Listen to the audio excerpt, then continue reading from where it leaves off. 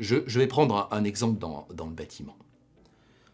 On peut former un maçon, on peut former un plaquiste, on peut former un électricien du bâtiment en fonction d'un référentiel de certification, strictement.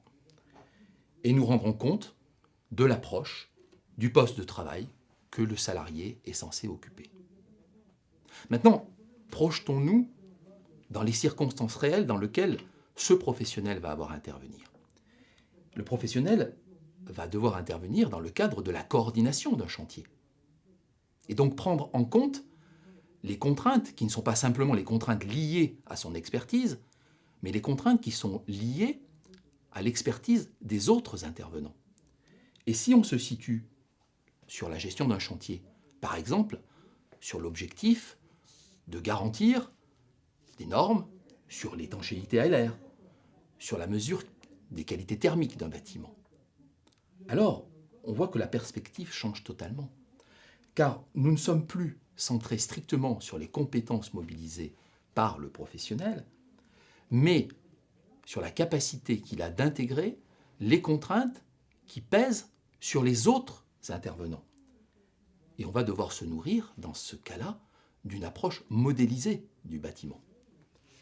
On introduit la notion de performance énergétique, on introduit la notion de coordination, la notion de recours à des outils numériques.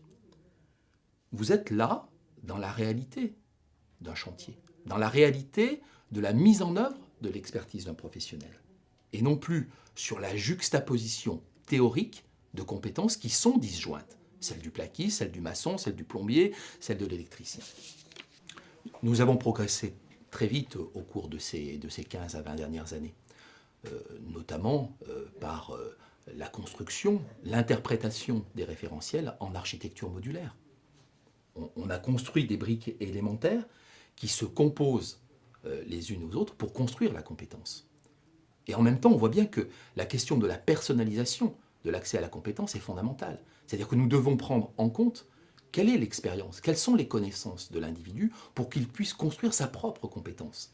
Ça veut dire qu'il faut multiplier les situations d'apprentissage tout en prenant en compte la capacité qu'a l'individu d'intégrer cette compétence dans son propre portefeuille.